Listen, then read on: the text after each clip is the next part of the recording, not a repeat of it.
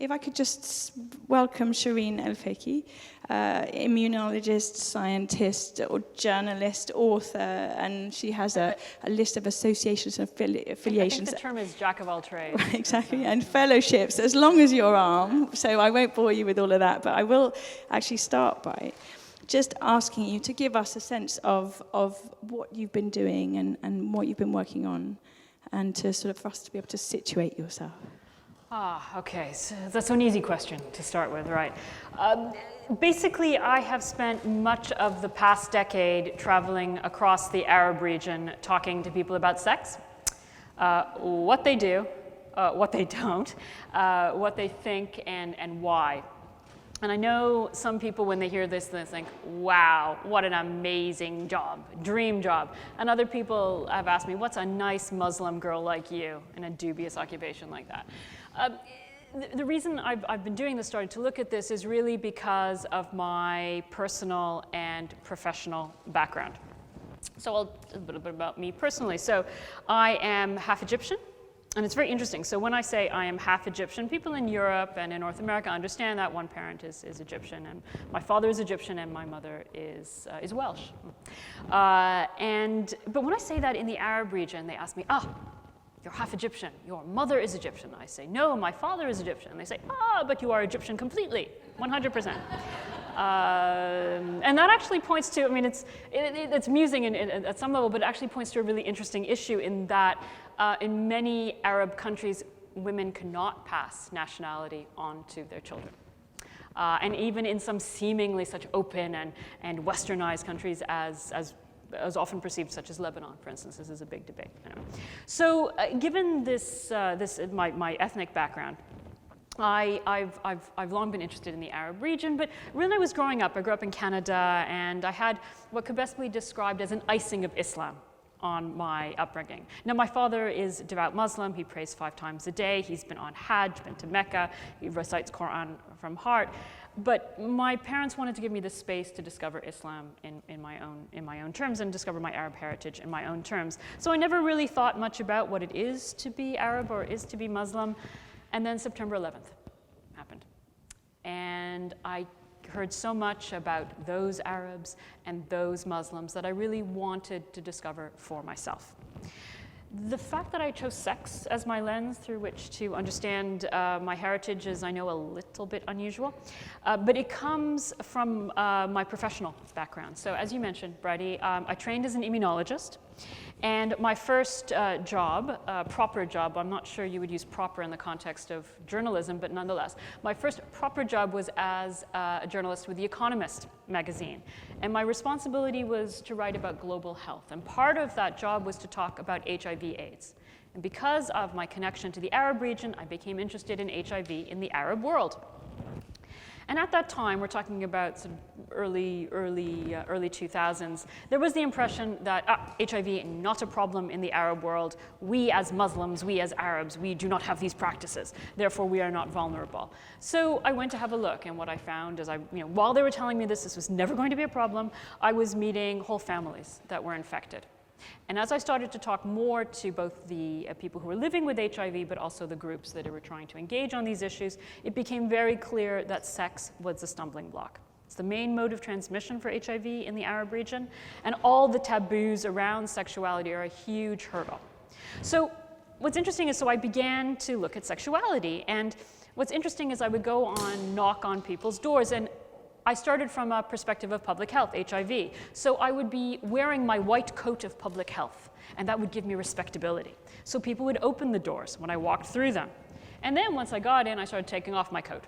And we started talking about the nitty-gritty of sexuality. And what became clear to me is that actually sex is an incredibly powerful lens through which to understand a society. Because what is happening in public life, in politics, and in religion, and in economics, and in customs and traditions is reflected in personal life and in intimate life. So I say in the book, if you really want to know a people, you start by looking inside their bedrooms. And that's what I've been doing. Wow, that's a job and a half. Right. Nice work if you can get it, yes. All right, I don't know if that one's on, but anyway. But so then, why don't you tell us a bit about the state of sexual culture in the Arab world, having immersed yourself in it for such a time? Where to begin? All right. Can I ask a question? How many people here have traveled in the Arab region? How many people? Fantastic. How many people are actually of Arab origin, ethnicity? Anyone here? Okay. Okay. Marhaba. Great. Very interesting. So essentially, the title of my book, Sex and the Citadel. Essentially, the only socially accepted context for sexual life in the Arab region is marriage. And it's not any old marriage, it is marriage which is approved by your family, registered by the state, and sanctioned by religion. And anything outside of that, any sexual activity outside of that is haram, it's forbidden, it's aib, it's shameful. We have this endless lexicon of reproof in Arabic. But the problem we have in the Arab region is that increasingly we have millions of people who are outside the citadel. They want to get married, they can't get married, or they don't want to get married. And I'll just give you a few examples. So, we have a very young population in the Arab region. 60% of our population is under the age of 35. Marriage has become very, very expensive in many Arab countries. It is basically an exercise in conspicuous consumption. The big white wedding and beyond, very costly. Now, we'll talk about this a bit later, but related to some of my other work on men and masculinities, but men are expected to provide all the costs of marriage and then some. So the median age of marriage is rising in many Arab countries. In Morocco, for instance, on average, young men are marrying around age 32, and young women are marrying in their late 20s. Now, the question then becomes, if you're not allowed to have sex, you're not supposed to be having sex before marriage, what do you do? Now, the Prophet Muhammad, peace be upon him, when he was asked about this, he said that you should fast until you could marry. But the Prophet Muhammad was not talking about fasting into your late 20s and 30s. We're talking at a time when people were marrying very young. So we have this dilemma. We have young people who have the urge of biology, but have the pressure of sociology that they're not supposed to be having these relations. And how are they going to navigate this? My book talks a lot about the difficulties that young people face. I mean, one reflection of this is that we have virtually no sexuality education in our schools whatsoever in any Arab country. And this has enormous problems. It stores up problems when young people are getting married. But I can give you just one example. People talk to me very frankly about sex in the Arab region. And there is the impression, of course, it's taboo, we're not supposed to talk about this. The reality about sexuality in the Arab region, in most communities, it's not that we don't talk about it. In fact, my problem wasn't getting people to talk about sex, it was getting them to stop talking about sex. And in private, women are talking to women all the time, and men are speaking to men. The difficulty comes when you bring men and women together, it becomes very constrained, particularly on the part of women, and then when you try to take this discourse in the public domain, whether it's in the question of changing laws, or it's in religious discourse, or indeed it's in sexuality education. So I'll give you an example. So people, when they know I talk about sex, write about sex, think about sex, they want to ask me questions. So I was at an event in Cairo, and a young woman came up to me. She is a graduate no less, of one of Egypt's leading universities. And she asked me, Dr. Shereen, I have a question. This is this woman in her mid-20s. I am newly engaged, and I want to know if my fiancé stands in front of the air conditioner, will I become pregnant? No. So clearly this triggered a cascade of questions. And it turned out that the only class on reproductive biology this poor girl had ever had was on plant biology. And she thought that somehow that sperm were like pollen, and we're going to waft off her fiancé in front of the air conditioner and impregnate her. Now, at one level it's amusing, but at another it's actually tragic. Because these are young people. We do this big song and dance in the Arab region, our young people are the future, we must empower our young people. Actually, the governments are saying less about that now since they found out what happens when you empower young people. They end up in the streets and try to overthrow the government. But anyway, the rhetoric is there still. We want you to be economically empowered. We want you to exercise your energy for the benefit of the country. But on the other hand, we don't trust you with the information to lead your own personal and intimate lives. There's a real gap between the talk and the reality. So there is that whole issue that the taboos around extramarital sex and premarital sex in particular, and we can get onto this, which fall very heavily on women. The other people who are outside the Citadel, for instance, are sex workers. I have a long chapter in my book in which I spent extensive time with male and female sex workers across the region. Sex work is one of the paradoxes of the Arab region. It's one of the most obvious manifestations of sexual life. Anyone who's traveled to any Arab capital will have seen sex workers in the hotels, on the streets, no matter what. And yet it's also the most hidden because mainly women, female sex workers, are very self-stigmatizing. And then the other group that's outside the Citadel are LGBT. Men and women who have different gender identities or different sexual, alternative sexualities, and we can talk a little bit about that as well. Right, so it's all rather slow, right? So what is the relationship between politics and economics in this sexual dynamic and the sexual culture? Well, the economics are fairly prominent. And again, the economics really clearly sex work plays out in economics. Almost every sex worker I have met across the Arab region would rather be doing something else, quite frankly. This is not a lifestyle choice for them. They do it in large part, many of them are divorced women who have been left high and dry. They're not given any alimony. They're left to support their kids. They really have no other way to make ends meet. And the economics plays out very, very clearly in the context of these young men who can't afford to get married. Now remember, if you don't get married in the Arab region, in most Arab communities, then a number of things are happening. One, you're not moving out of your parents' place, basically, particularly if you're a woman. It's hard enough if you're a man. It's almost impossible in many settings in the Arab region to move out of the home if you're not married. You're not supposed to be having any sort of overt romantic relationship. Of course, people do all the time, but it's very much under the table. As I write in the book, in most communities, including my own family, the only type of date you're going to bring home is an edible one, basically. And you're not supposed to be having children. So basically, you enter into what could best be described as a state of suspended adolescence. And this is a denial of some fundamental human rights, which you simply cannot exercise. So the economics really very much play into intimate life. I would say also in terms of the politics, sex is instrumentalized. We have these controlling cultures around sexuality, all the laws that control us, particularly women's sexuality, the customs that control women's sexuality, and they're enforced because they're politically useful to do so. Conservatives, religious conservatives in particular, know very well the power of sex wrapped up in religion. And they use it to devastating effect to control the population. And this is not a new idea. If you look back at the work of, how many of you are familiar with Wilhelm Reich? What a wonderful vista opens for you to discover Wilhelm Reich. Wilhelm Reich was a psychoanalyst who worked in the early 20th century. He worked with Freud. And Wilhelm Reich is not much talked about today. He's Austrian. And that's not the reason he's not much talked about today. He did slightly go off the rails in later life, and he did believe that the human orgasm had enough energy in it to sort of power. It's like a nuclear bomb, basically. And it was the main force of all life, and all world peace would come through, I think it was called the orgasmotron.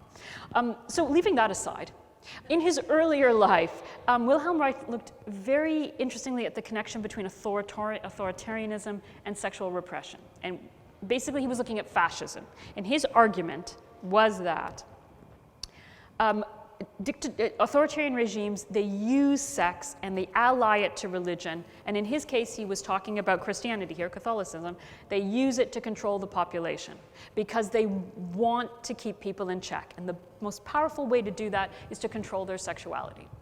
And so you have the father of the family is put at the head. There's no sexuality education in schools, just in case young people get ideas that they could lead their own sexual lives and make their own decisions. Women are kept in check. Divorce is controlled. You have all this architecture of social control because it serves the purposes of the state, because dictators don't want free thinking and free loving, basically. It causes chaos. It causes people to actually make decisions on their own. And if you want to run an authoritarian regime, that's not what you want, as we have seen across the Arab region with the Arab Spring.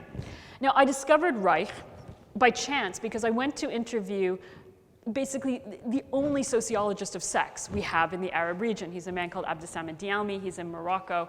And he talked about the difficulties, the stigma he had faced in doing this research. And I asked him, well, how did you get into this field in the first place? And he said, in the 1970s, I was a graduate student, and I was given Wilhelm Reich to read. This is in Morocco. He said, I read it, and it transformed my life. I divorced my wife, and I went to Paris, and I lived the life of Wilhelm Reich. And it's really interesting now looking at Reich's work because and as I said, he was writing in a very different time, in a very different context. But it is absolutely true that the authoritarian systems in the Arab region, and I don't care whether they are military dictatorships or they are religious theocracies or they are monarchies, they are taking sex, they are wrapping it up in very conservative interpretations of Islam, and they are using it to control the population. And a lot of what my book talks about is how do we break this really toxic nexus, basically, and how do we get people to look beyond the received wisdoms into the reality of Islam and sexuality and the possibilities for a more open sexual life. You know, it's a really long answer, but that was a really complicated question, so I feel justified. So the reason I bother with this is because we're recording, but otherwise I would just yell.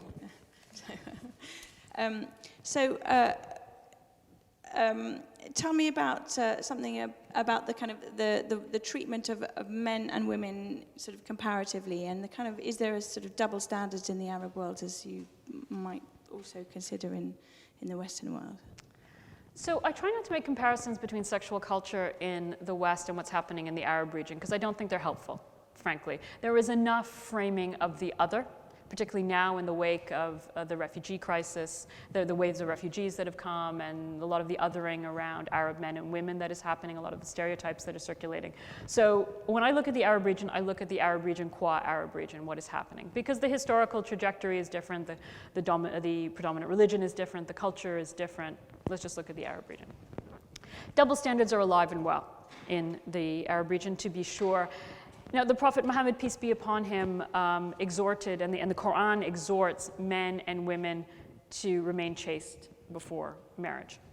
Absolutely equal opportunity or equal lack of opportunity here. Sexuality is seen as such a powerful force in Islam that it needs to be channeled, and one of those channels is marriage. But we are talking about patriarchies here in the Arab region, and boys will be boys. So young men will have sex before marriage, certainly. Young women too, but the thing is that men are a little more open about talking about this, and people will largely turn a blind eye to male sexuality, heterosexuality. For women, it's a very different matter. I mean, to put it bluntly, having sex before marriage is, a big fucking deal. If you are not a virgin on your wedding night, it's a big problem. And it remains a problem across the board. And again, a story. I have an acquaintance, and she's very highly educated. She's a scientist, in fact, and she was going to marry another professor at university. And now he, the poor man, was getting texts from her father, phone calls from her father, almost every day in the run-up to the marriage, saying, can you tell me on the wedding night when my daughter bleeds, when she's deflowered? And now I need to point out that the father-in-law is a lawyer, so also educated. Anyway, so more texts, more calls. And the reason behind this is because female virginity is closely allied. It's a question of honor.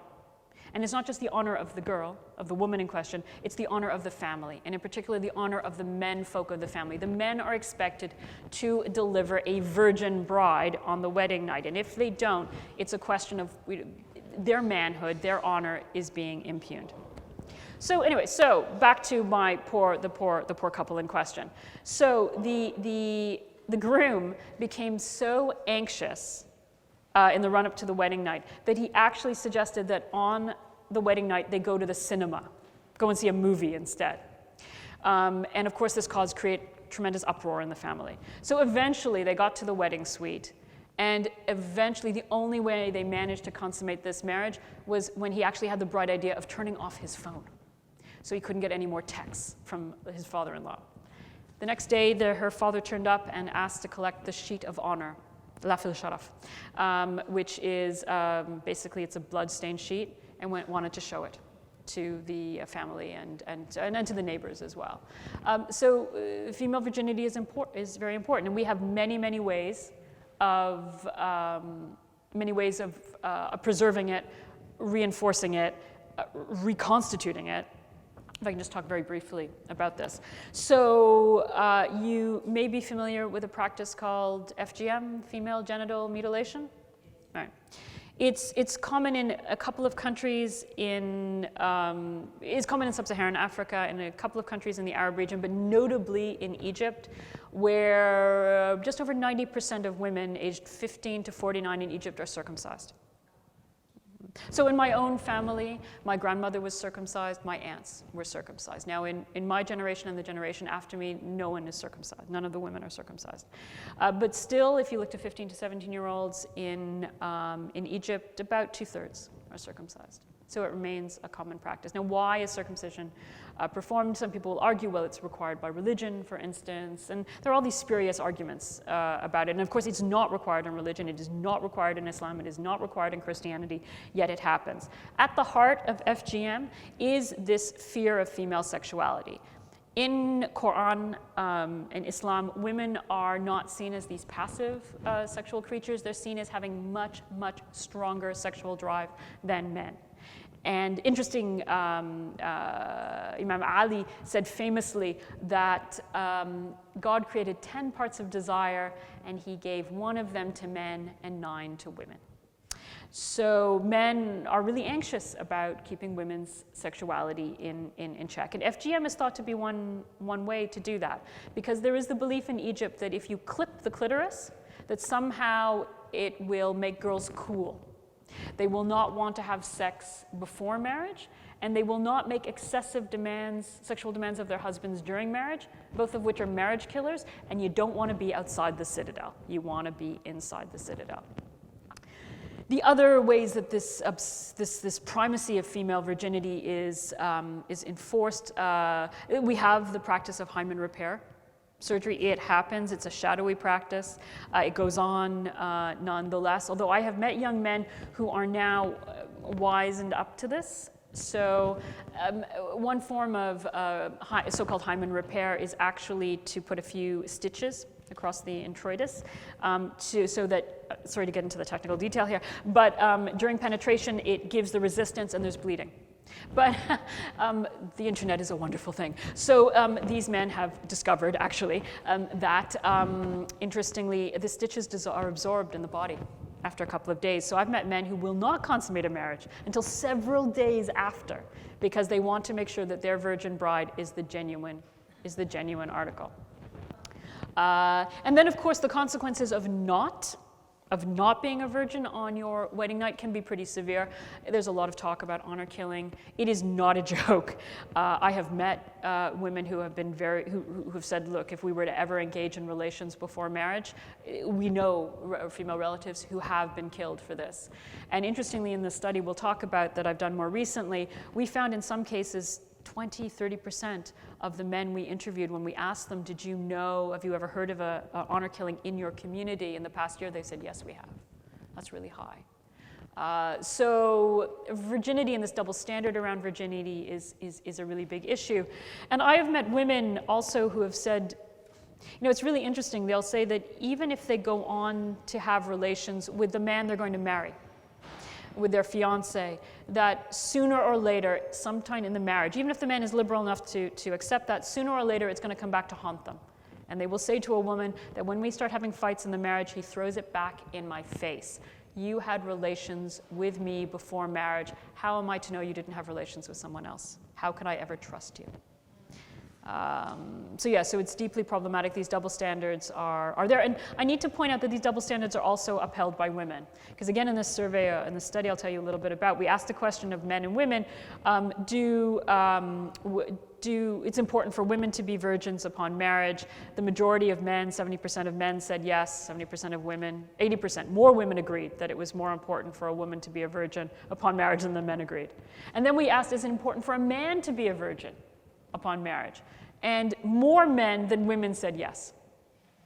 And then I remember the one really fascinating finding, we asked in Morocco in particular, because we weren't allowed to ask all the sexuality questions in all the countries we did this study in because of censorship and the like. But we asked in Morocco, men need sex more than women do. And poor things in Morocco. The Moroccan, only 27% of men thought that men had a greater sex drive than women. 80% of the women said the men need sex more than we do. So there are a lot of double standards, but they're not just held by men, they're also upheld by women. Wow, insightful. Could you give us some indication? I know your study's been very recent, but how have things changed over the last 40 years, and what's changing now? And for example, how does the internet or other contextual elements have an impact on changes in sexuality?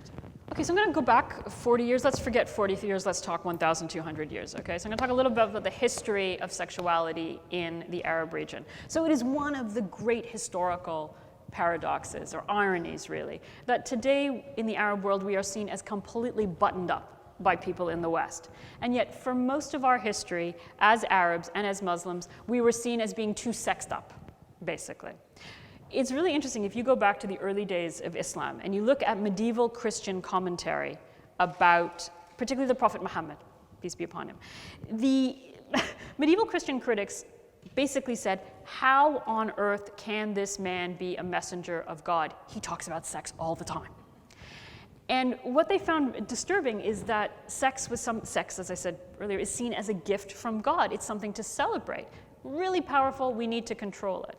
So within Islam, and also within the Quran and tafsir, the commentary on our great texts, we have a very open discourse around sexuality.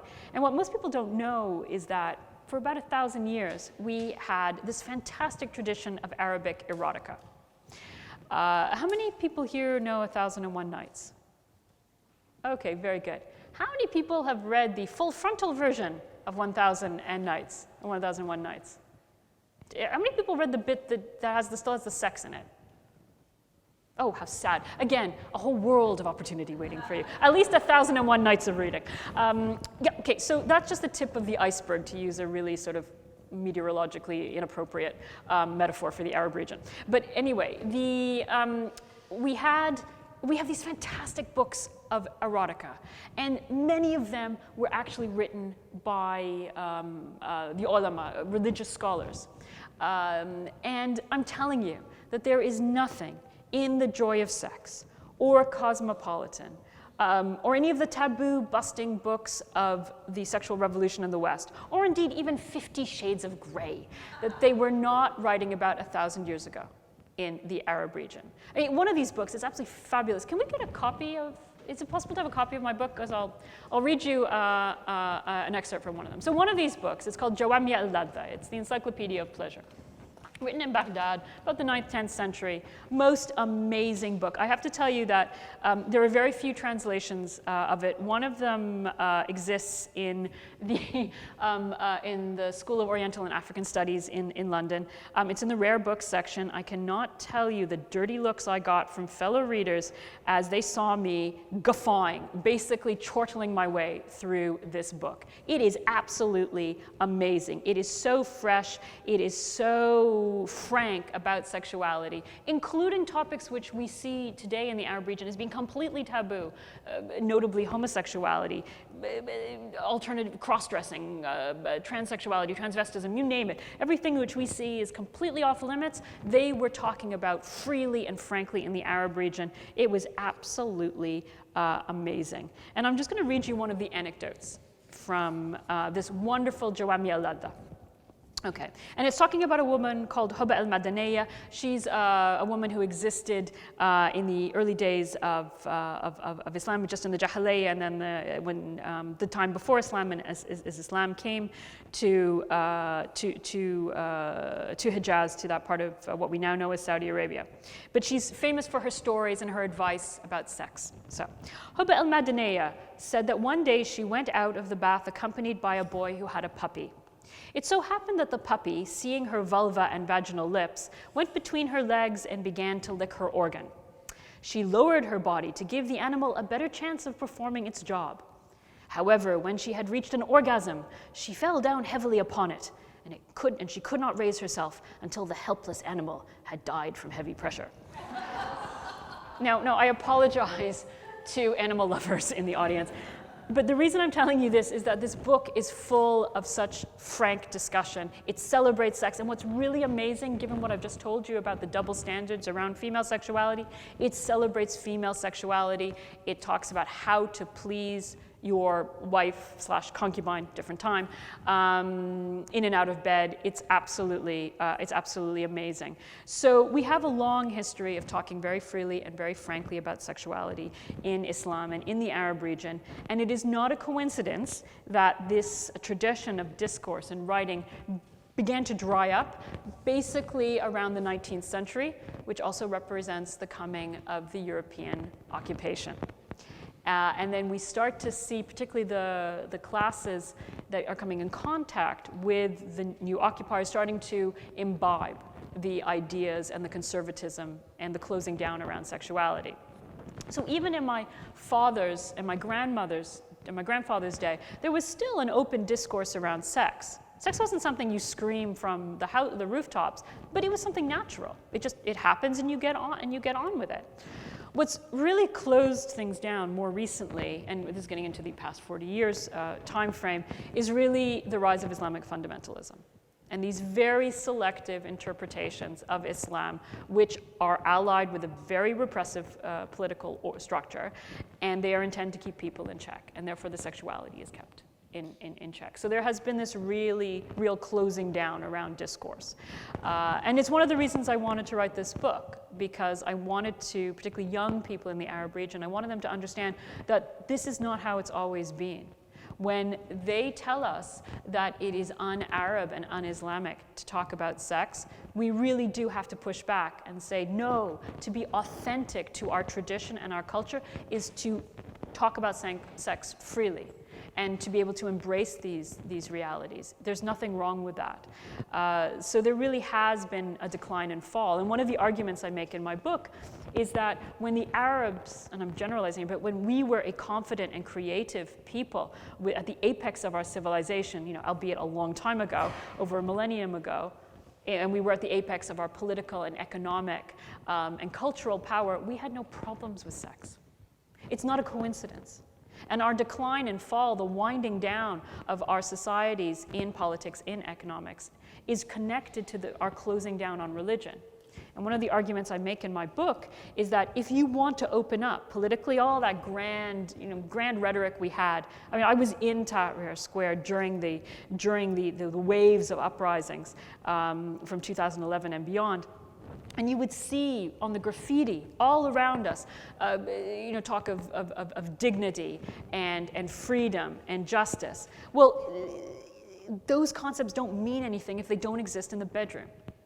You have to, anyone who knows anyone who Paris 68, May 68, I mean, the personal is political, well, that remains true today. If we don't realize these fundamental concepts in our intimate lives and in our personal lives, they won't make a blind bit of difference in public life. The political and the personal are, to put it bluntly, I mean, they're bedfellows. Maybe that's also a good time for you to tell us a bit about the work you've been doing with masculinity and your latest piece of research and thing that you're initiating at the moment. Yeah, no, absolutely. Thank you. So having tackled one, the great sort of Arab taboo sex, I then moved on to the great Middle Eastern mystery, which are men. So, it's very interesting. So I talked to, as I said, hundreds and hundreds of people, lay people, doctors, lawyers, bloggers, film directors, imams, you name it, all in the book. But it's very interesting that the voices you mainly hear are female voices.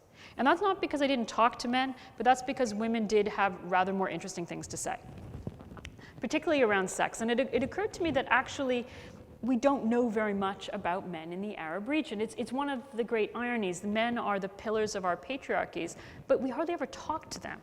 And this is true in development generally if you look across the global south. There's a focus, and rightly so, on women and girls, but we actually know very little about how men see themselves, their intimate lives, how they see the changing roles and rights of women, and we just wanted to change that. So I am part of an NGO called Promundo. And Promundo is an NGO that started in Brazil about 20 years ago. And it's one of the leading NGOs that's working with men and boys on gender equality. How do we bring men up to speed with the changing world? It is not enough just to talk to women and girls and empower women and girls. It is important. But if we do not bring men alongside, how far do we think we're going to get? Part of the work that Promundo has been doing around the world, it's an advocacy NGO. It has programs working with men and boys directly, particularly on issues related to sexual and gender-based violence, domestic violence, sexual harassment. But it also does research, and it has this wonderful survey called Images, the International Men and Gender Equality Survey. And it asks men about everything in their lives at home and at work, as fathers and as sons and as husbands, everything you ever wanted to know about men, but were afraid to ask. It's been done in about 30 countries, and we brought it to the Arab region. And we did this work over 2 years, and we just released the results in May. And it was very interesting. We talked to about 10,000 men and women in Egypt, Morocco, Palestine, and Lebanon. In Palestine, we talked to people in Gaza. In Lebanon, we talked to Syrian refugees. We talked to them, what is it to be a man today? And the real take-home message from it, and this is particularly relevant, I think, to audiences in the West, is that these men are under enormous pressure. Their lives are tough. I mean, the patriarchy, as I said, is alive and well in the Arab region, but the patriarchy is like a pyramid. And if you're at the top of the pyramid, life is rather good. And now, it's mostly men. It's men at the top of the pyramid, a few women, but the vast majority of women are down below. And newsflash, most men are not at the top of that pyramid either. And their lives are very, very tough. So when we talk to them, for instance, they defined their manhood first and foremost by economics. They saw their role as the provider. That's it. And what's very interesting is that all the women we interviewed, they also saw the man's role as a provider. And if you can't provide, and remember I talked about the double-digit unemployment and all the problems young men are having, if you can't get a job, where's your manhood? These men and women talk very clearly about a crisis of masculinity. How can we be men if we can't exercise our primary role as men? So, for example, 90% of the men in our survey talked about being afraid for their own safety. 75% of them were concerned about being able to meet just the daily needs of their family. About 50% of them were either stressed, depressed, or anxious about not having enough work or not having enough income to be able to provide for their families. When we talked to men in Egypt, they talked about having to take tramadol, which is a painkiller, just to get through the day. Because life was so tough, they were working multiple jobs, for instance, they actually physically could not stand, they could not bear the pressure of their manhood anymore. When we talked to Syrian refugees, they talked about just the difficulty for them. They've had to leave their countries, they're traumatized. The situation for them in Lebanon is that they're unable to find jobs. It's very interesting that in Lebanon, the women, and particularly the girls, the daughters of the family, find it easier to get jobs than the young men do, and the boys boys do. So it's the girls who are bringing home the money. The men now no longer have a role as a provider. You're seeing rates of gender-based violence, domestic violence, increase because now the men are really frustrated, and what are they going to do? How are they going to live? How are they going to exercise their manhood? And one Lebanese man was just summing up the situation. He put it brilliantly. He said, you know, when we have our responsibilities and we can fulfill them, we are men of steel. But when you take that from us, we are like tissue, he said. We are breakable. So the really powerful message is that I know there is this framing of Arab men and Muslim men in many quarters in the media and in policymaking in the West, which basically frames them as these women-hating, violent tyrants, basically. But the men that we met, those are the men at the extremes, and they are extremists are by definition at the extreme. They are on the margins of society. And the voices that you're not hearing are the ordinary men who are trying to make ends meet. So, you know, we talked to men, for example, in Egypt, one man who said, you know what, when I was growing up, we did not have enough money for me to continue my education. I had to leave school and I had to get a job. But when I married, we had a little more money. And so my wife was able to go to finish her secondary education. And then I encouraged her to go on to university. And I hope she will go on and do an even higher degree. This is a working class man. He said, because it is her right, because I want her to be able to do what I could not. We had a wonderful story of a man in Palestine who I'm going to take a step back. A lot of our data looks at what are men doing around the home. How, you know, who's looking after what are the wives doing, what are the husbands doing, and I got to tell you, a lot of men aren't doing much of anything around the house, basically. And we interviewed one man in Palestine, and he said, you know, when I got married, I did absolutely nothing. When, you know, my wife did everything, and then we had 2 daughters, and then I began to wonder, what would happen if my girls married someone like me? So then I started doing things around the house. And he said, you know, I suddenly realized how tough my wife's life has been. And then he said, and then I started thinking back to my childhood when I didn't do anything either. And then I realized how tough my mother's life had been. And it was very interesting that when we talked to these men, very often they were doing things differently. They were going to play a role in child care. They were going to try and help around the house. It wasn't really from some grand ideological stand on gender equality. Very often they were forced into it by circumstance, but they did it nonetheless. Now the problem is between the gap between what they're doing and what they're saying. So very often we would meet people who would say, wives, a typical story. He said, my husband will do the laundry. He loves doing the laundry because we just bought a new washing machine and he's worried that I'm going to break it. But he will not hang out the laundry on the balcony because that would mean that the neighbors would see him. And this gap between appearance and reality, the public and private faces, is really interesting. If I don't mind, I'm talking a lot here. But you did pay to bring me over, so I'm singing from my supper right now. So one of the interesting stories going back to the sexuality, this gap between appearance and reality, and it comes back to the virginity piece again. So virginity, how is it defined for women in the Arab region? It is defined as a piece of anatomy, an intact hymen, not by a state of chastity. So it's the appearance, not the reality. And this was brought home to me one evening. I was out doing some HIV outreach work with an excellent group in Morocco. Morocco is more open on some of these issues related to sexuality than many other countries. They have quite a lively civil society. So anyway, I was out with this group and they were handing out condoms. It's HIV prevention. We went into this bar and we met some girls, and must have been in their late teens, early 20s. They were hairdressing students. They were also turning tricks on the Atlantic Corniche to make some pocket money. So the outreach workers were speaking to them and saying, look, you know, you're at risk at HIV. Would you like to take these condoms? And the girl said, no. We don't need condoms because they associated with pregnancy. We have absolutely no chance of getting pregnant because we want to get married.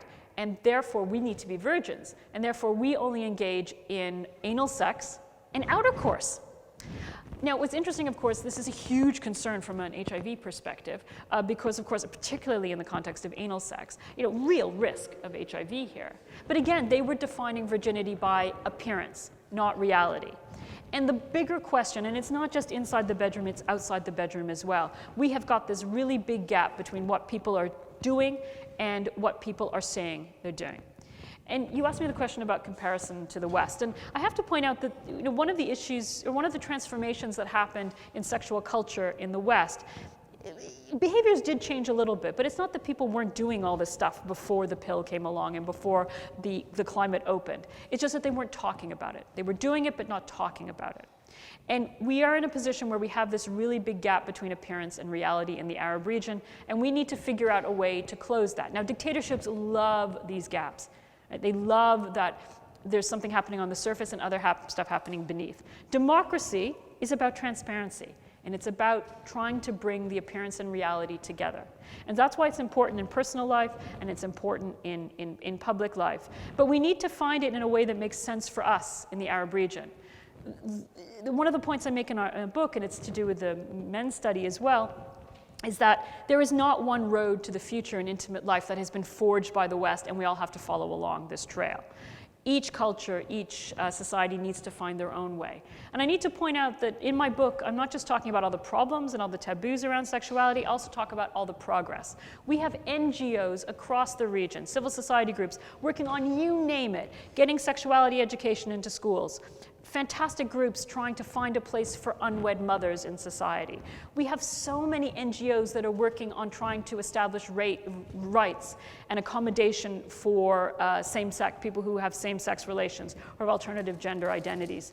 We have all this fantastic work on the ground, and the smartest people there who are working in this space, they know the history of what happened in the West, chapter and verse. They can tell you the history of the sexual revolution, and they can tell you very clearly why we don't want a sexual revolution. We don't need a sexual revolution in the Arab region. What we need is a sexual evolution. We want to go slow, we want to go steady, because God knows we know that revolution didn't get us very far in politics. And it was really summed up for me by, and I'll make this our final word, as I can tell we have questions. We're going to have questions galore, I hope. But there's a wonderful woman in Morocco. Her name is Aisha Chenna. She's a grandmother. She is the woman who started this NGO, was trying to support unwed mothers. And she really summed up brilliantly. She said, look, Shereen, for us in our part of the world, sexual rights, human rights, it's like water in the desert. If it comes quickly, if it comes all at once, if it comes like a torrent, a downpour, the water will just run off. If you want to make our societies change, if you want our deserts to green, you need to add that change drop by drop. And she's absolutely right. The way to the future is this very gradual change along the grain of religion and culture. And my Egyptian grandmother had lots and lots of proverbs. Some of them, if you think I've been frank and forthright in my readings from my book, we'll talk about my grandmother's proverbs, which were very full frontal. But one of her sayings was, if patience came in seeds, I would have planted fields of them. And that's absolutely the approach. Change is coming, it is moving, it takes time, it should take time. But I am, in the long term, optimistic about where we're heading. It's just going to take a couple of generations to get there. Okay, Shereen, I think we're going to hold it there, because I know there will be plenty of questions from you lot. But before we do, I think we'd like to just ask Simone to give us a few pennies for thought. Simone, so I'll give you the microphone. So, do you need the microphone? Then we can record it. You see the discussion, and it gets on tape. Yeah, take it. So yeah, and also just for having your own wealth of experience in the region and peace building and with women, and there's but a different take on things. So yeah. Thank you, Shereen. It's very interesting. But I understand that things take time. If we look where we were in the West 100 years ago in terms of women's rights, things have gone slowly, but at some point it has accelerated, okay? So when we speak about parity, there's the whole debate of parity for elections. And we have some people who say it's not democratic, it's not right, we shouldn't have parity, it should be a fight to get to there and so on. And so then people say, yes, but if you wait and if you give the time, it will take 150 years until we have parity in politics. Just to be clear, when you're talking about quotas? You're talking about quotas for women in quotas for Yes, parliaments? yes. Okay. Yes. So the question is affirmative action a way to move things in the Is right dramatic direction? action? Yes. Affirmative action. Okay. Okay. So this is one question that I'm asking myself. I understand the approach of I forgot her name, Mrs. this woman who is hosting unwed women in Morocco. Aisha Shenai. Aisha Shenai. Okay, so I understand this, but I'm asking myself questions. Is it good to wait so long until things move in the right direction? I was thinking of in Morocco, for instance, and in Tunisia, when a young woman is raped, and so the solution was if the man who raped her is marrying her, so he has no problem with he doesn't have to have a trial, he's not going to prison. So and then this girl who is maybe 15, 16, 17 who was raped, and so she has in fact no choice. So they are slowly changing the laws. They have closed, just to be clear, they've closed yes. the loophole in Morocco about that. So, but the same goes with honor killing. How long are we going to wait until we'll stop having these honor killings? We have it in the Arab world, but we have it here with immigrants coming from the Arab world. So I'm asking myself, and we have more and more young women who go to school, more and more young women who study in universities. Why should they be submitted to this? And then when you look to Afghanistan or to Pakistan or to Saudi Arabia, how long do we have to wait until these women will have a chance to lead a life of equality with their husbands or with their men? So I'm not sure. I understand you say it shouldn't be a revolution, it should be evolution, but there are situations that are unbearable and that we cannot accept. So how? Yeah. So do you want me to respond? Yeah, you respond to that, and then we'll take a few more questions. Sure. So in no particular order. So particularly on the question of changing laws, absolutely, it is important to have legal reform to enshrine women's rights. Now, for those of you who don't work in this space, there's something called the Convention on the Elimination of All Forms of Discrimination Against Women. It's called CEDAW. It's an international convention. It lays out all the things that we want to see for achieving women's political, economic, social and cultural rights. Now, almost all countries in the Arab region have signed on to CEDAW, as it's called, but many of them have reservations. Which reservations means that we're not going to adhere to this. We're not going to introduce this law. We're not going to make this change unless it is in accordance with Sharia. Okay, so it's a bit of a loophole, really. Now, these things are changing, and some countries have actually removed all their Sharia reservations. Qatar was one of them, actually, very recently. The question about laws, it's important to have a good law, but a law is a necessary but not sufficient condition for social change. So I'm going to give you a very clear example in Egypt. In 2008, Egypt, under the old system, which, now looking back on it, seems to be a golden age, frankly, compared to the conditions now in the country. Nonetheless, in 2008, they passed a law which criminalized female genital mutilation. And yet, today, we still have 67% of girls aged 15 to 17 who have been circumcised. These laws are important, but the law is only as good as the respect that people will accord it. And the respect that people accord a law has a lot to do with the respect and the representativeness of the government. If the government is seen as only representing the elite and not the man of the street, you're going to have a hard time enforcing the law. To really get change, you need to start talking about religion, certainly, and interpretations of religion that are boxing in women, but to be quite honest, are also boxing in men as well by creating these mythical ideals of masculinity, which are impossible to realize. But you yourself said to Simone, how long does it take to have that change? If you rush it, I have seen so many examples of rush change that really botches it.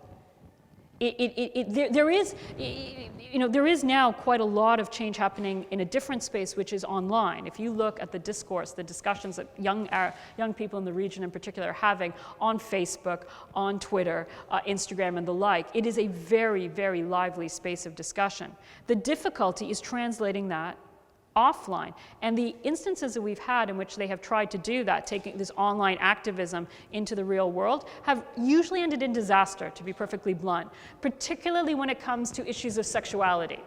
Now, one of the things we found in our survey of men and women about these gender issues, that men were a bit conservative about women working because they define themselves as breadwinners, so they're a little bit reluctant to see women taking jobs from them.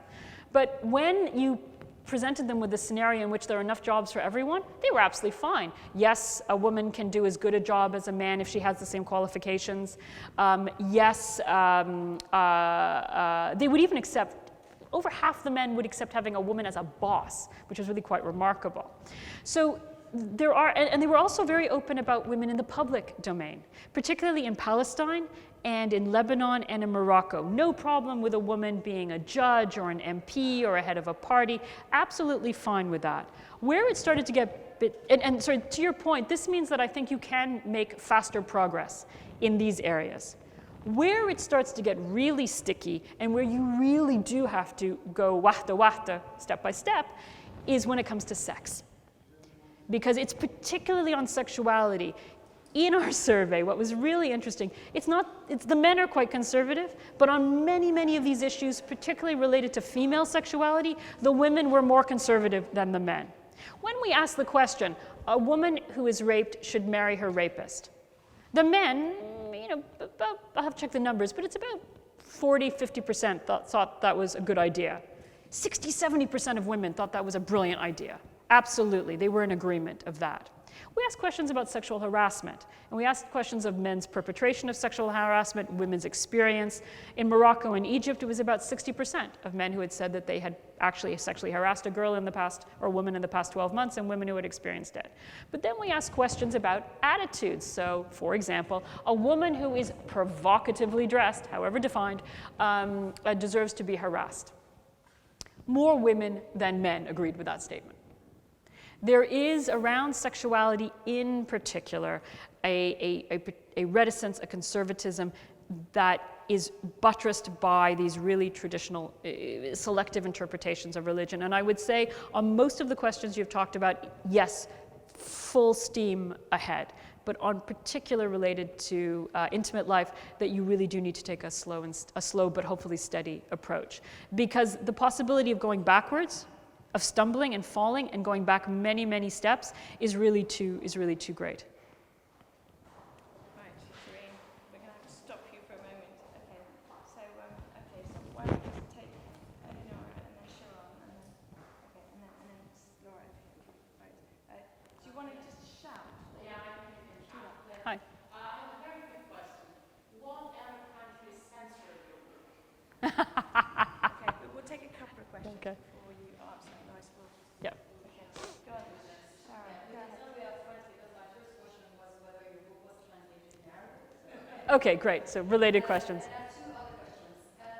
Very quickly. Yeah. So really interesting. So there's a lot of questions. You talked a lot about interviewing young people. And in particular, you focused on the sexuality at the beginning of a couple or, in teenage life or young adulthood. What is your experience interviewing people maybe being married 20 years or 30 years? Have they been interviewed and what are the findings? Is it very different to what we know here? And then another question. Yes, one of the things you did mention at all in your speech is the veil, the hijab. Okay. Do you consider that is also one of the means of control that you talk about so much? Okay. Okay. Right. So about the book. So the book, yes, it is. So the book is currently in a number of languages. It's been translated into French with the very Gallic title La Révolution du Plaisir. Although I talk very clearly in my book, we're not talking about revolution, yet there's revolution on the cover. It's also in Dutch. Yes, but yes, doesn't quite have the same ring in French, sadly. And it is in Dutch as well, but it's not yet in Arabic. It will, inshallah, it will be published in Arabic next year. People have often asked me, has there been opposition to your book? And actually, no, it's been very well received in the Arab region, but that's largely because people are reading it in either English or French, and therefore they tend to be more open-minded, like-minded about these issues. I'm told fatwas are very good for sales, so we'll see what happens when the book comes out in Arabic. In terms of censorship, it is unavailable for sale in a number of countries, including in the UAE, for instance. Now, what's very interesting is that when my book was about to come out, I was in Dubai, and I noticed that 50 Shades of Grey was on sale. But I can only assume that the censors thought it was a coloring book. So, sorry? Yes. But the issue, of course, is that things like 50 Shades of Grey and the like are because they're writing about other cultures, and therefore it's not as sensitive. The issue is when you're writing about your own culture. Now, I need to point out that one of the biggest markets for my book is India. And it's not in a Muslim population, it's with a Hindu population. And the reason that they find the book interesting is because they too have these taboos, these controls, these restrictions on sexuality. But it's much, much easier to read about it in another culture and then interpolate back to your own. Now, on the question of talking to young and older couples, just on the point of youth. So remember I said that we did this survey of men in over 30 countries. And basically one of the interesting findings is that, shock, horror, men are men. They have many of the same desires and fears and anxieties and aspirations, no matter where you are in the world. The one thing we found that was exceptional, so here's Arab exceptionalism for you in the one regard, is that the younger men that we interviewed across these 4 countries were as conservative about aspects of gender equality, or more conservative, more closed-minded than their fathers or grandfathers. And everywhere else we've done the survey, young men are more open. Now, the problem in the Arab region is that the young women we interviewed were actually more open on these matters than their mothers and their grandmothers. So you have this gap between young men and young women. And it plays out in so many ways, but in particular it plays out in trying to get married. I have lots and lots of friends across the Arab region, and I interviewed women for this book who want to get married but simply cannot find a husband. And it's very interesting because the governments in the region would like to conceptualize this as an economic issue. If only our young men had jobs and enough money, then all would be well. So they create these marriage funds and they try to provide them with financial incentives. But actually it was summed up for me again brilliantly by this young Tunisian woman. She's a doctor, and she said to me, you know, Shereen, when we women, when we as young women, when we're educated, when we travel, our minds open, but the man, he is still at the prehistoric stage. So. In terms of older couples, so this was one of the really big issues. There is a lot of marital unhappiness. And we have sexologists in capitals, in cities across the Arab region who are doing a thriving business in trying to help couples talk about sex. And actually, it's not just about sex. It's about life in general. There is a real breakdown in communication if you look at older couples. And women in particular feel quite constrained in talking about their sexual desire, for instance. And so just as an aside, another anecdote. Again, for those of you who have been to the Arab region and you've been walking in the streets of the major cities, how many of you have seen the lingerie stores? Okay. So tell us a little bit about the lingerie stores that you've seen. Extremely provocative, very sexy, tiny little things that they wear under their very traditional.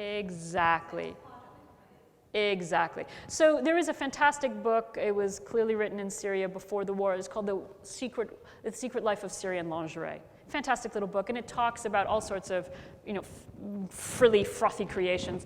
And I have seen some of these in Cairo, including bras when you press them, play Old MacDonald had a farm.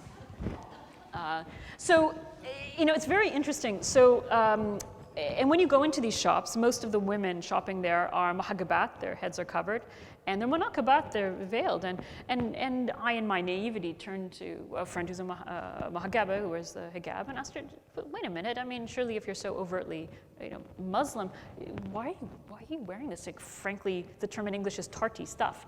And they said to me very clearly, Shereen, we know that in the West, lingerie is often seen as a tool of subjugation. It turns women into these sexual objects. But you must understand, for us, I cannot say to my husband, I want to have relations. But I can put on my lace, crotchless underpants, and it gives the message loud and clear. And she said, for us, lingerie is a tool of empowerment. And so, but it speaks to the difficulty that couples are having in and out of the bedroom in communication. So it is a really big issue, and I do talk about it in the book. Finally, on hijab, or hijab. In my family, about half the women wear hijab, half the rest of us do not. We are professionals. We are married. Some of us have kids. Our lives are no different, hijab or no hijab. From my perspective, I am actually much more interested in what a woman puts in her head than what she puts on her head. And I really find it very difficult to understand why there is this a priori assumption that a woman who covers her hair must somehow have been doing it because she is forced to do so. Now, absolutely, there are women who do fall into that category. But to assume that from the beginning that women lack agency and that's why they cover is ironic, because you are depriving women of agency by that very assumption. I know many women who choose, there are as many reasons that women choose to wear the hijab as there are women who wear the hijab.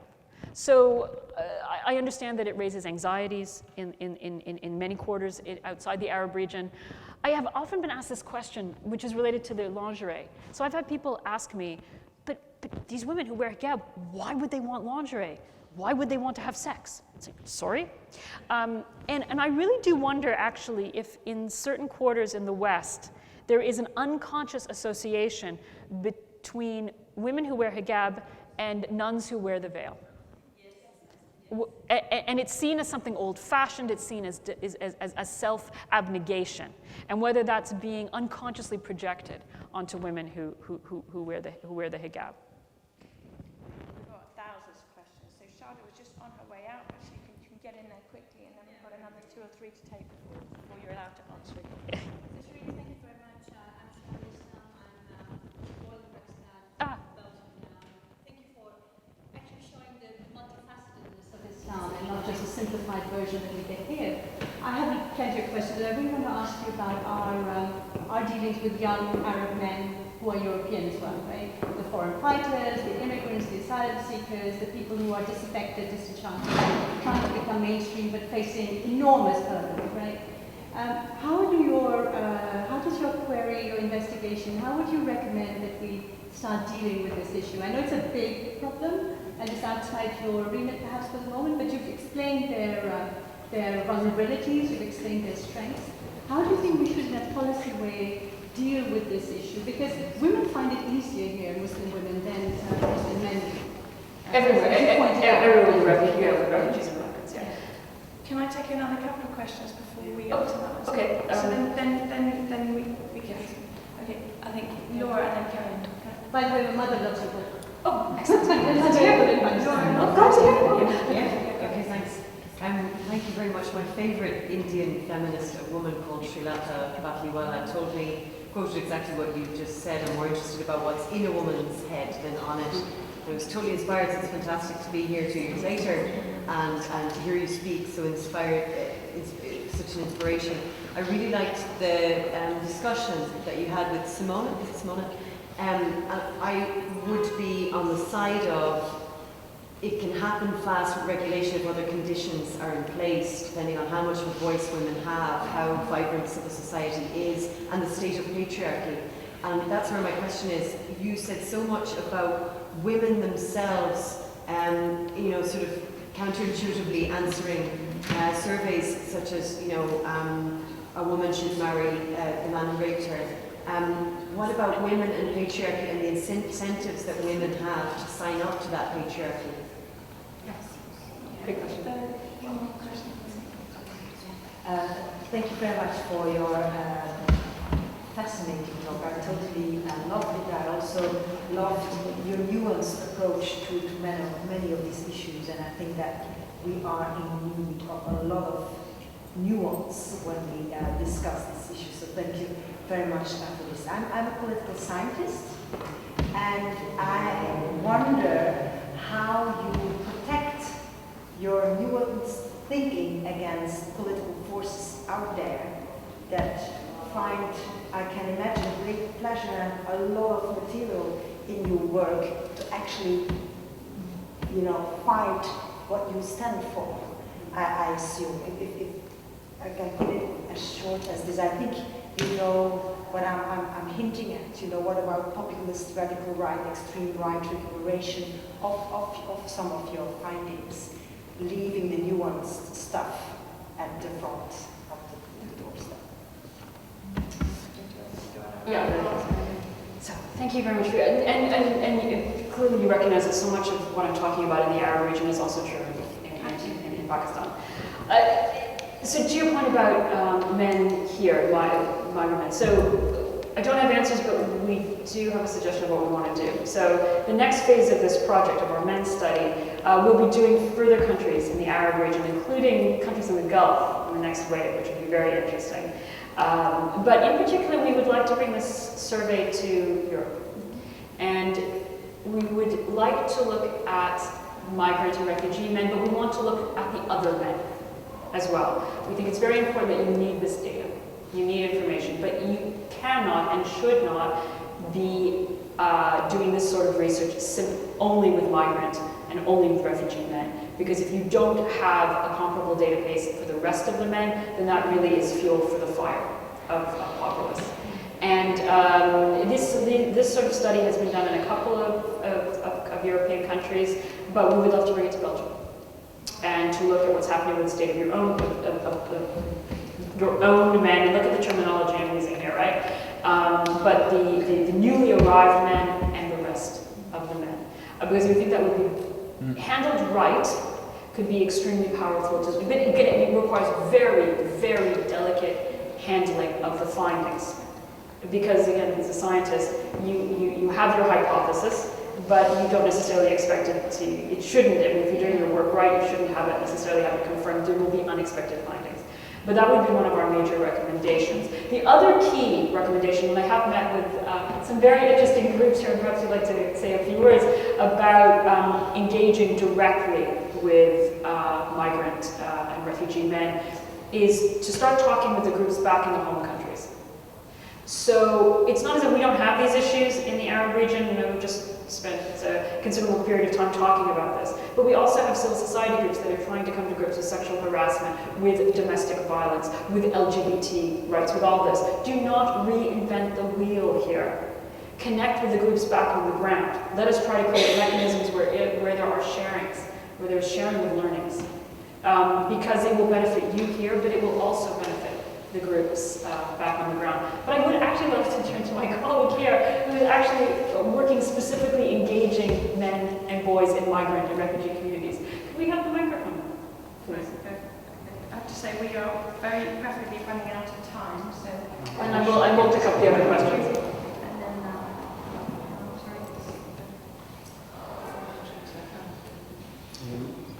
So I'm working for the Flemish Expertise Center on Sexual So Health. Thomas, tell me your name. Sorry? Your name. My name is Thomas de Wittenaar. I work for Sexuality, Flemish Expertise Center for Sexual Health. And actually, I just want to share one thing. A prejudice that we sometimes hear is that in typical Arab countries, men and women don't feel shy to talk about sexuality. There's a lot of taboo. How do you deal with taboo is a question I often get. And actually, as Shereen was saying, it's quite the opposite. Once you create a right environment and start a discussion, you have a hard time to have people shut up about sexuality, and have many very open discussions with people from everywhere in the world, and especially also from Arab countries. So that's also something that gives hope. I think that people really want to talk about it and learn. People are very eager to learn about sexuality.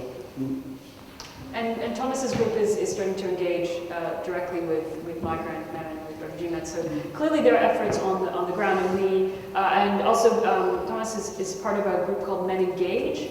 So this is an international network of more than 700 NGOs around the world that work specifically with men and boys on these issues of gender equality. So the structures are there. What I would say encourage is more engagement with those of us on the ground who have the language and the approaches to help us address some of these issues, because it's a win-win situation as far as I'm concerned. Patriarchy, wow. I think maybe we should save that for the refreshments, because it is a very long and very complex question. You are familiar with the work of Denise Candiotti, who's an academic based in London, and who has written very persuasively about what she calls the patriarchal bargain. That women support the patriarchy at some level because they actually benefit from it. Women are not stupid. Anyway, they are not doing this because I become very, very frustrated with the rhetoric that women are hopeless and helpless. No, they have agency. It just looks a little different. My grandmother, again, wonderful sayings, she said that a clever woman can spin yarn with a donkey's thigh bone. Now what that means is that women tend to get what they want. They just have to do things a little differently, and they have to make the best use of the sometimes limited resources at their disposal, but they find a way. And so there is a large piece of education to be done with men, certainly, in particular with some of these laws. We spend a lot of time talking to women and try to make them aware of these new laws, very important. But also we need to explain to men, and this is not just in the Arab region, this is anywhere, how this is not a zero-sum game. More rights for women do not mean fewer rights for men. It can benefit men. I'm just going to say one anecdote here. There's a really cogent academic, it's a wonderful work, he's called Michael Kimmel, he's in the US, and he looks at angry white men. This is the support base for Trump. And he tells a wonderful story of trying to convince men in the US that they should do more around the house. And he said, so we sit down with these groups of men and we tell them, right, if you are more engaged fathers, if you do more housework, your wives will be better. Your wives will be happy, they'll have better mental health, better physical health, it will be better for your household. And if you of the men say, okay, yeah, all right, we'll consider doing it. And then he says, okay, if you do this, if you are more engaged in the upbringing of your children from day one, if you take paternity leave, your children will do better. They'll do better in school, they'll be more successful, they'll be less likely to take drugs and get involved in dangerous behaviors. And the men say, yeah, okay, maybe we'll consider it. And then he says, well, if you do all this, if you're more engaged, your own health will be better, you'll live longer, you'll have more energy, you'll have fewer episodes of depression, and your physical health will be better. And I said, yeah, okay, we can understand that, yeah, and if you were persuaded. And then finally he says, if you do this, you will have better sex. It will be more frequent, it will be of higher quality, your sexual life will improve. And then they say, okay, there we are, it's sold. So, convincing men, we talk about it not being a zero-sum game. So yes, in terms of rights on paper, absolutely, more rights for women do not mean fewer rights for men. The reality, though, is that there's going to be less privilege, definitely. And we have found, working in many parts of the world, that if you do approach men, particularly there's this moment when you talk to men when they're about to become fathers. It's as if their brains open at this point. And we find that you can come in and very constructively talk about other issues. Telling men, for example, don't beat your wives. Frankly, sort of women here in the room, how often have you, telling a man not to do something is, in my experience, not a particularly effective way of getting him not to do it. But we do find that there are these moments, as I said, in fatherhood, when men who really, in all the surveys that we do, including in the Arab region, men, they love being fathers. They go to prenatal visits, they want to have paid paternity leave so they can be with their kids, they want to play with their kids. There is this moment that if you talk to them, you can get them to change. So there are ways of shifting men's attitudes, but it's also really important to talk to women. Because where does this inequality start? When, for example, in the Arab region, when mothers are raising their sons to be little princes, and their daughters are having to serve the boys, or when the boys can go out and the girls have to stay at home because they're precious and frankly we need to protect their virginity, when the boys can roam the internet and the girls are surveyed, then that's where the inequality starts. And it goes on and it continues in schools, and then it goes on in the workplace, and then it continues into marriage. So there is a really, a very significant piece of work to be done with engaging women on these issues too. Finally, on the question of the populist approach, I haven't actually experienced that. Now, it may well be that when we start doing this work in the EU, that those arguments will come to the fore. But to date, extremists on certainly in the far right, whether they are from the region and are religious extremists, or they're the far right political populist extremists, I have yet to have that response to my work. Where I have been criticized, interestingly, is by people on the far left, who have said to me, why on earth are you arguing within an Islamic framework? Why don't you just put Islam to the back? It's not possible to achieve sexual openness and sexual fulfillment within Islam. Why don't you just put it to the side? And my argument to that is that, as I've just said, if you are going to try to argue for a secular sexual revolution, it is a non-starter in the Arab region. The vast majority of people, whether they're Christian or they're Muslim or they're Jewish, they believe strongly in their faith, and they want to lead their sexual lives in accordance with their faith. And within an Islamic framework, our job is quite easy, as I've spoken this evening. We have tremendous latitude within Islam. Islam is not a puritanical religion in its essence. It is a pragmatic religion, and it realizes the drive and the primacy of human desire. And it has structures to try to regulate that, but those are also very flexible structures. Marriage is flexible, divorce is flexible, contraception is permitted, abortion is permitted. We have much more latitude as Muslims than most Muslims are aware. And so the challenge really is to find that flexibility. And so it's really the extreme left that I've had to contend with today, though I'm sure that I will be facing salvos from the extreme right in years to come. Shereen, one last word from Sophie from Refugees. Yes, thank you. Thank you very much. But you have answered, I have many questions, but you have answered most of them. I'm working with young refugees, and I've met two of them. They come from Europe. They are young, they are educated, they went to university, they come from a very open-minded family. Their sisters and mother, they don't wear hijab. And they left their city, Mosul, because of that. And they wanted to to wear the clothes that they wanted to choose, and not wearing like a large pants like they wanted to wear for them. So when they arrived in Belgium, they told me that they would never have sex with a woman before marriage. And they are 24, 25, okay? And I was laughing. You will never succeed in that adventure. And like 3 or 4 months later, they were trapped. They had sex with a beautiful young Spanish girl or beautiful young French girl. And it's very difficult for them to deal with that, because it's okay to do it here, because it's hidden from their family. Yeah. But if they go back to their country, they have to turn their mind, because they are so habité by their culture, and it's very difficult to manage. It's like horrible to manage, and they are clever. And I was in a time thinking that they were stupid, but they are not. They strongly believe in their faith, and they strongly believe that they will be punished if they have sex, or if their family know that they have sex, for example. And so just to be clear, these are men. These are men we're talking about. 2 men. 2 men, yeah. I'm going to direct you to a website to give them this link, because it's going to help them think through. It's in Arabic. It's called Love Matters Arabic. The actual title is Al-Hub Thaqafa, Love is Culture, and it is the most remarkable development talking about sexuality in Arabic in about 1,000 years. Basically, it is incredibly frank. It is incredibly. It's really informative, but it's also responsible, and it will help them.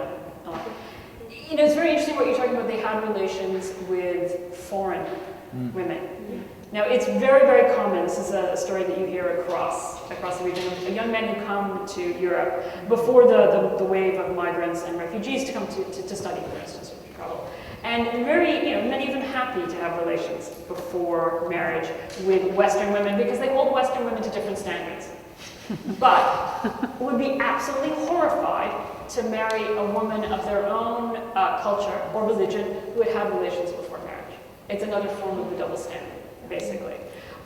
Again, so in Islam, again, we have structures to deal with this, and I'm going to speak specifically about Shia Islam. So the Shia, yeah, exactly, and they have a structure. We have lots of informal marriages in the Arab region, some of which are gaining popularity because formal marriage is very expensive, as I mentioned. But in Shia, they have something called muta, which is basically a pleasure marriage, and it can last a couple of hours to a year or so. And it's really a structure that's there to give an Islamic cover to sexual desire. So young people can have relations before marriage. It has this Islamic covering. And then at the end of it, you just tear it up. And that's it. We have similar structures in Egypt. It's called Arfi marriage. But most young people who engage in Arfi marriage feel very guilty about it. This, again, not a lifestyle choice. This is a last resort. It is the primacy of marriage. It's such a drive. Everyone wants to be inside that citadel. My argument is that there is no point in trying to take down the citadel from the outside. You are very unlikely to succeed. Much better that we try to enlarge the citadel. And then when we're all inside the citadel, then we dismantle it, basically. And so I can understand their confusion and their anxiety, but I'm very happy to point you in the direction of sites. And also perhaps you can speak to Thomas as well, because Thomas is finding a way of engaging on these issues. If you don't already know each other, Belgium's actually a small country, I gather, so you probably do. But if not, these are the linkages that we should be doing. How does temporary marriage work with the virginity issue then? Yeah. Very good question. What was the question? It's how does temporary marriage sit with virginity? Very, very good question. Uneasily, I would say, and more likely to be engaging in non-penetrative forms of, or at least non-vaginal forms of sexual intercourse. There is, of course, the recourse to hymen repair, as I mentioned. So. Right, I think we're going to have to stop it there. Definitely, you don't have to go away. We've got a few more minutes left of this glorious space where you can have another drink and then have a last question to Shereen. So before we leave, I've just to mention that the last speaker in our season this year is Avner, who we've actually hosted before. I think some of you have seen him before. So a very a lovely and enlightened and highly interesting philosopher from Israel who will be talking about cities and migration and how to integrate migrants into cities in a sort of successful way. So that's on the 12th of July.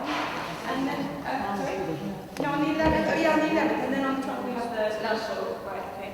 And then we're in the process of building our program for the next season, which will start at the end of September. So if you have any requests, don't hesitate, because now's the time. And just to let you know, you should definitely get one of our forward-thinking fans on the way out. Which, we thought about this when we created them 3 years ago, that it would be an everlasting useful item. So thank you very much, Shereen.